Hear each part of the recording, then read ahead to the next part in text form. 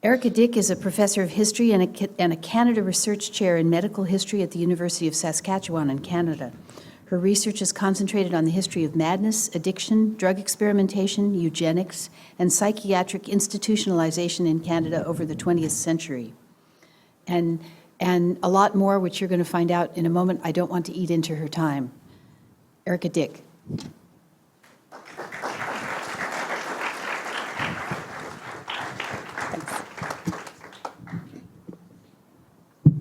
Slides.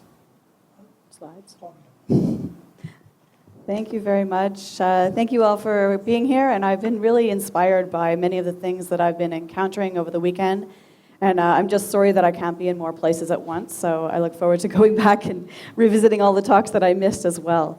So as Maria mentioned, I am a historian of medicine. My training is to step back and ask questions about the context of events. And I look at science and medicine, but I do it as an outsider. I do it from a humanities perspective, and apparently Canadians aren't allowed to show our screens here. So I have these lovely photos to show you, but perhaps they will appear, or I will stall with comic intervention. I'll just keep going. The slides aren't that important. Hopefully they'll catch up eventually. What I was going to do is actually going to be my comic intervention here. I'm also an outsider to the US. I am Canadian. Sorry about that. That's what we're supposed to say, eh? My work is sometimes self-consciously Canadian, so I focused a lot on the Canadian trials that took place in the 1950s and 60s, and I've concentrated on some of the Canadian regulation and policies that have also informed and shaped those trials. But it's not just by accident, and it's not just out of convenience. The work that took place in Saskatchewan in the 1950s is actually much of the psychiatric research with psychedelics that led to the word psychedelic and the coining of the phrase. So part of what I wanted to talk about today is some of the origins of that concept and maybe some of the lessons that we might take from looking back at some of the historical work that was done. I was going to show you a map of Canada so you all knew where it was, but we're just going to move along. All right, in 2008, I published a book called Psychedelic Psychiatry, and as I was getting the page proofs for that book, at that time, there was very little research being done either on the history of this topic, and certainly not very much being done in the contemporary clinical trials context. But lo and behold, as I was preparing to, put the final touches on that, David Nutt published his article in The Lancet with the revising the harm scale. And so it felt right timely, but also like already as my book appeared, it was in fact a piece of history.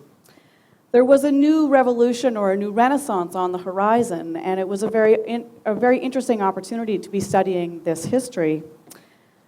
What I found by looking through the historical records, though, or at least the historical scholarship about the history of psychedelics, was that oftentimes psychedelic science or psychedelic medicine, psychedelic psychiatry had been written off as a set of misguided experiences, a set of misguided or even unethical experiments. Of course, we know the stories about the CIA being involved. We know stories about unethical allegations. And that's really how the framing of this past had been done by previous historians and scholars. But I would show you an image of a newspaper article from 1961, so I will do an interpretive dance interpretation for you instead. Kidding. It's a shadowy figure of a woman pointing, and the subheadline says, LSD, Miracle or Menace. And this was published in the Toronto Star in 1961. So what was really interesting to me at that time when I came across that headline was, wait a second, here's proof that in 1961, we were still sort of sorting this out, trying to determine whether or not this was in fact a useful drug or whether it was indeed a miracle. And so I was really curious about the kinds of people that really fueled that idea about this drug having some kind of potential, whether therapeutic or not. So that's what I worked on, and I have been working on now for about the last 14 or 15 years. So today I wanted to not, bore you with all of the historical fascinating details that I came across, but I will try to bore you with a few. And again, I apologize for the slides. I do. It is in my purse. It is the only thumb drive in there. If you dig around, I apologize. Okay. I'll show you my map of Canada, I promise. All right, so I wanted to go back to the beginning, not to Albert Hoffman's discovery, because I'm pretty sure that everyone in the room here knows this, but I wanted to talk a little bit about the origins of the word psychedelic and sort of start my beginning there and maybe, hopefully, have a bit of a conversation about that. So many of you may know this, so my apologies if I'm going over familiar territory, but after sharing a mescaline experience in Aldous Huxley's home in Hollywood, California, of course, psychiatrist Humphrey Osmond, who you will see in a moment maybe, and Aldous Huxley engaged in a decade-long relationship that produced about 750 pages of letters, countless visits, kinship ties, and the creation of a growing network of people who were committed to generating what Aldous Huxley would come to call outsight. And what he means by this, he doesn't simply mean the opposite of insight, but he talks about a deep state of reflection that embraces both internal thoughts and the context in which we live in modern civilization. Now, this psychiatrist and this British writer created this organization that was dedicated to the cause of stimulating outsight, or in their words, to advance human consciousness and draw attention to a chemically induced way of accessing some higher dimension. And they start talking about this beginning in 1953. So to put this more simply, they're talking about creating a psychedelic think tank, a group of expansive thinkers, intellectual elites at times, and people who would come together under the influence of mescaline or LSD to tackle the world's biggest problems. Now you can applaud. So these two men, I think, were uniquely positioned to create new language to describe these mescalinized responses. All right, I will figure out where I'm at now. Okay, this is how the history used to look. You know, counterculture stuff, CIA stuff. Let's see, there's my space. I gotta go to my map here. So Canada, Saskatchewan is marked in green for anyone who wants to know what the trapezoid is. It is not on the beaten path. I dare you to try to fly through there with one flight. They just don't exist. This is not a place that people go to by accident. You have to make a point of going to Saskatchewan if you're going to go there. So the fact that this place was the origins, the birthplace of the word psychedelic, and was one of the home places for a network of like-minded thinkers and expansive thinkers, I think is not by accident. It is a purposeful movement. And I just wanted to emphasize that by shaping it on the map for you. All right. Try to figure out where I am. There's David Nutt. We all know him. There's Aldous Huxley, Humphrey Osmond, and it was their correspondence, of course, that led to the writing of The Doors of Perception. All right, now I'll back up for a second. Okay. So Osmond and Huxley, as I was saying, are uniquely positioned to create some kind of language for thinking about what these experiences might capture, they might embody. But they were not necessarily scientific concepts at first. They drew from a very rich and diverse set of experiences, ways of knowing, ontologies, and various different influences in their attempt to capture the concept of psychedelic science. And so it's through their correspondence that they come with this. And I've just finished reading their 800-page correspondence, which I'm hoping to publish so that you can also read it. It's 80% of which has never been seen before outside of these two men. As we know, Huxley's records were burned in the fire when his house was on fire, but Osmond kept them, his daughter has kept them, and we're working on trying to get these published. So I'm just going to give you a couple of lines from there. So in 1956, Huxley writes to Osmond, and he says, to make this mundane world sublime, just half a gram of phanerothym. And Osmond writes back and says, no one's going to know what that is. It's hard to spell. It's weird. We don't know what the derivations are. It's perfectly Huxleyan. It's drawn from Latin and Greek. What a mess. So Osmond comes back and he says, to fall in hell or soar angelic, you'll need a pinch of psychedelic. And he says, this is much more straightforward. It uses Greek origins of psyche or mind and delos to bring to light. And that's where they launched it, and it was first published in the New York Academy of Sciences in 1953. Now, Osmond was a British-trained psychiatrist with a side interest in being a playwright. Huxley, as you know, was a literary figure from a well-known family of writers and evolutionary biologists. And by the time they met in 1953, he was already a well-known author and had a growing reputation for his personal interests in fringe science. But he also had an incredible network of people who he connected with regularly. Now, for 21st century observers, these two men were examples of polymaths. They were capable in multiple languages, they were versed in several disciplines, and they were extremely curious about the intersections between science and humanity. In their discussions leading up to the concept of psychedelic, they drew from diverse ideas about peyote rituals, biochemistry, Fabian socialism, musical performances, ancient Greek philosophy, poetry, history, neuroscience, and a heavy dose of Jungian psychology and spirituality.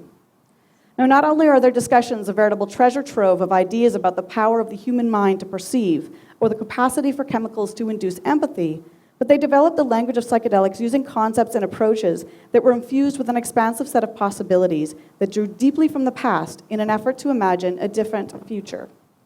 So what I want to emphasize here is that their approach to psychedelics was inherently interdisciplinary.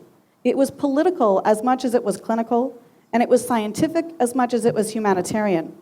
And I'll give you a couple of, I don't expect you to read all of it, I will just read out a little bit of some of the examples of how they're trying to struggle to come up with this concept. So in 1956, this is Auslan writing to Huxley, and for those of you at the back, I'll just read out a part of it. He says, naturally, as a scientist, I'm greatly interested in the huge variety of phenomena and the splendid possibilities for therapeutic use. They're talking about mescaline at this point. Not simply to heal the sick, but as a prophylaxis. But I am not blind to the fact that this pursuit, though admirable, if continued unthinkingly, might obstruct even higher achievement. We must learn. It seems clear that a society which could induce the higher levels of spiritual insight in, say, 0.01% of its population, plus some understanding and recognition of the nature of the mind in many of the rest, would be very different from our haggard-ridden, gadget-bedeviled, panicking world. It's beautiful stuff to read their words. So he goes on to say, if we take the other view that these chemicals are indeed if they are the telescopes of the mind, then we must surely learn how to use them as speedily and wisely as possible. To do this, careful, prolonged, systematic studies are needed by people who know what they are about. There is no doubt that this work can change the whole future of our man and our planet, but we cannot tell whether it will be for better or worse at the moment. I think we can be fairly sure that unless those who have some inkling of the possibilities do it, it will probably be for the worse. So Huxley responds, suggesting some caution, and I'll just read a section of this. He says, I think the matter should be discussed and the investigations described in the relative privacy of learned journals, the decent obscurity of moderately highbrow books and articles. Whatever one says on the air, so the radio, is bound to be misunderstood, for people take from the heard or printed discourse that which they are predisposed to hear and read, not what is there. All the TV can do is increase the number of misunderstanders by thousandfold. So they're not blind to the sort of realities of how to communicate science effectively at the time, and they're very concerned about this as early as 1956, before the word is even introduced in print. And while these men have sometimes been written off as being rather elitist, I think the reservations are worth heeding. We know how this story evolves. There are claims of danger, abuse, indiscriminate use, and although I think, especially in this context, we might see these as very hyperbolic, these ideas significantly damaged the scientific pursuits of psychedelics and made it very difficult to continue serious research for the next 5 decades. But I also want to emphasize here that the original conceptualization of psychedelics was inherently multidisciplinary. It was expansive, and so were their ideas about how to apply those psychedelics once we understood what they were. Well, if we ever did. All right. In 1963, Huxley received LSD on his deathbed, and many of you may know this story. He was dying of throat cancer, and he also had direct experience as a caregiver a few years earlier. He had nursed his wife, Maria, through her final days, dying of cancer as well, and they were aided in part by their mescaline experiences. And Huxley writes very candidly and compassionately about how their shared experiences in the Mojave Desert at a peyote ceremony had produced genuine mystical experiences, which he felt were absolutely critical for confronting the death of his wife. And he felt that this was not just to ease her anxieties, although that was very critical. It was also to ease his own anxieties about how to care for her and how to say goodbye to her. And he writes this very caringly, explaining, after she passed, that psychedelics may have real potential in the art of dying care, to bring spirituality and science together in a caring and compassionate act. He was personally committed to this idea based on his own experiences, and his intellectual articulation of psychedelic dying care is indicative of some of the tensions that existed in the context of Cold War science and the hyper-rational and secularized approaches to therapeutics, which we just heard about. So some of the randomized controlled trials, they actually fought against quite openly, suggesting that that kind of method and that kind of model for evaluating these drugs negates the value of all of these other things that are more difficult to measure, like spirituality. All right, I'm going to shift gears now a little bit, in part based on the conversations I've had over the weekend about some of the future work that is going on. Sorry, this was an example of one of the peyote ceremonies that they participated in. All right, I'm going to skip along. Here we go. So I've started a new project. I'm working with a talented team of students from a variety of different backgrounds and life experiences, and we are just gained access to 530 clinical file cases from a place called Hollywood Hospital, and I'm still trying to find a better image, I apologize. Hollywood Hospital was a hospital, and not in Hollywood, it was in fact in Vancouver, which is also in Canada. And they set up trial rooms in Hollywood Hospital to treat people ostensibly under the context of alcoholism studies, but what's clear from looking through these files is that they were treating a whole variety of different pathologies, but they were also providing safe spaces for experiences. And many of the cases that come through there are not, in fact, diagnostic, they don't have a diagnosis rather, but they're coming in for a safe experience. And so what we're doing now is we are transcribing all of those files and digitizing them so that we can start to look at some of the patterns and some of the ways in which, teasing apart the different doses, teasing apart the different kinds of music that was brought into those, the setting, but also the experiences. And I'll just give a couple of quick examples. This is an image of one of the rooms that they were using at Hollywood, so not altogether sparse, but a quiet, simple room. They really argued that the setting was absolutely critical. And so what normally people would do is they would come in for a weekend or at least a 2-day experience. They were encouraged ahead of time to write their autobiographies. And I'll just give you a couple of examples of those in a moment. I don't expect you to read this. We can barely read this, and we're like trained to read handwriting, right? That's a historian's skill. We've got thousands of pages now of people's biographies that they've handwritten, and our team is now transcribing all of those so that we can start to really compare them using digital methods. So this is an example of an autobiography. Most of the cases included a frank biography. That is a candid one. They're guided by a few simple questions like, tell me a little bit about who you are, who your parents are, why you're here. It's followed by a medical report. These are usually done by an in-house psychiatrist, sometimes a physician as well, depending on whether there's concerns about other kinds of conditions.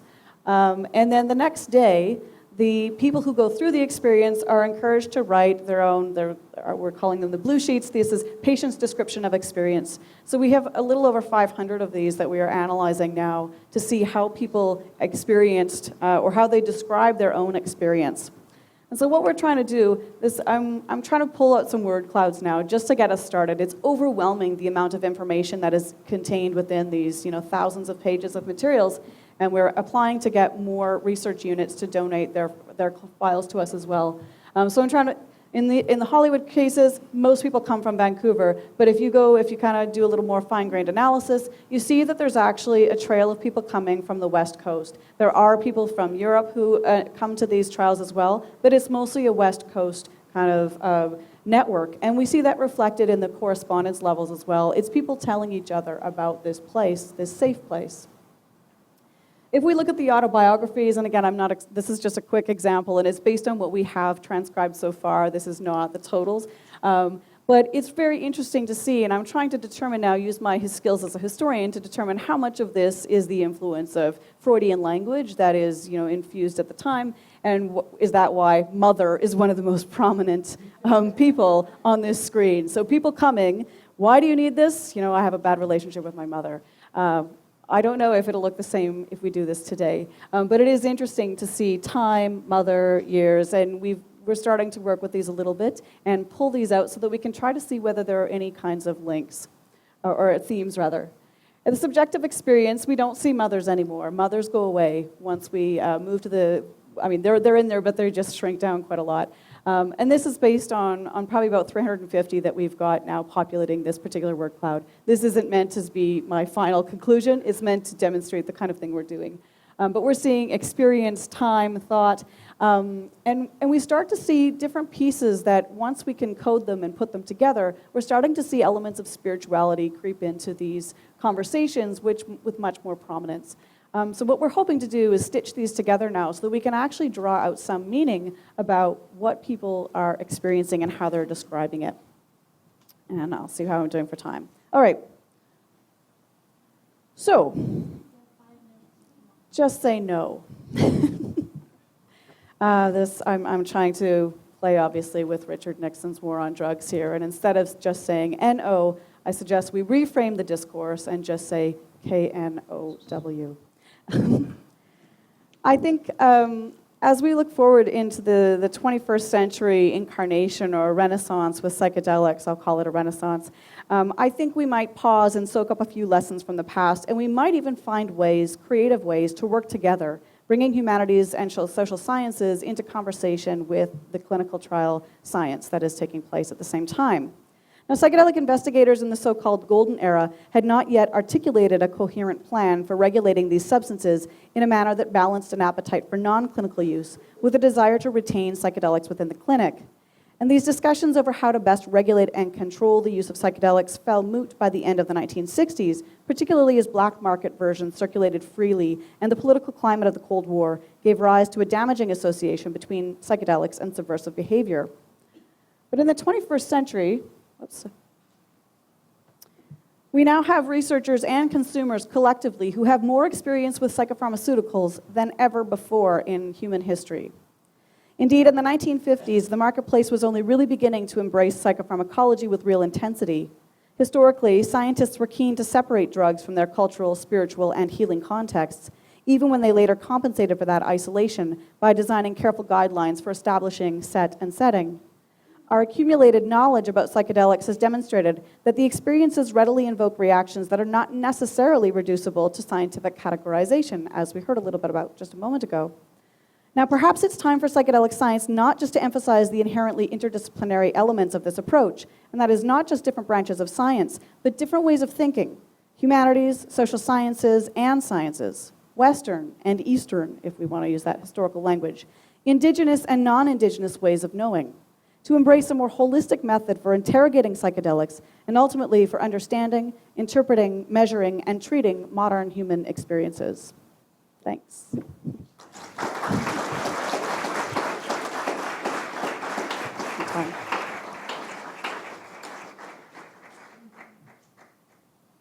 think you could take a few questions. Yeah, sure. I'm happy to take questions.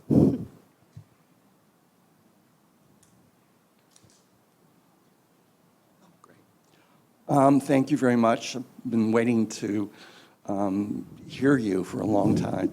Thanks. I had a question about setting and about Hollywood Hospital. And usually it seems like the Saskatchewan group gets a lot of credit for eye shades and music and even the Red Rose. But I had also heard that maybe it was Hollywood Hospital, not so much McLean, but Al Hubbard. The mystery man, Captain Trips, Hubbard, Al yeah. Hubbard, Yeah. that really did that. Yeah. And so I'm just kind of curious about the history of that, or if you know much about that. Well, I'll just say really quickly, so the Saskatchewan team was really good at taking good notes and writing things down, and so I think it's easier for them to claim the credit, and as we historians go back, and the empirical record is there to suggest that they did a lot of these things. But when I interviewed people who had been involved in these, it's clear that they were having constant conversations, and there are, in fact, they kept everything in the Saskatchewan files. So there are napkins that Al Hubbard would write something on a matchbox somewhere, or a match case, and send it in. So they were actually in really constant communication with each other. And many of the Saskatchewan folks argue that Al Hubbard did more to change the set and setting for psychedelics in that generation than any other single person. So it wasn't that he published his results in the same way, but he certainly was absolutely influential. Although we did introduce strobe lights, which nobody liked. And one more question. So I just have this thing about the Red Rose. Oh, yeah. And do you have a sense at all? I had heard that he really started that. You know, I wouldn't be surprised by that. They were definitely using flowers all the way through, and not necessarily focusing on the rose per se, but they were using flowers, and when they couldn't get fresh flowers, they were using images of flowers. But I think he kind of focused on the red rose, and that was a little bit later. But that's my impression of it. Yeah. Thank you. Yeah. Wonderful talk. There is a book, I'm sure you're aware of it, on Huxley's letters.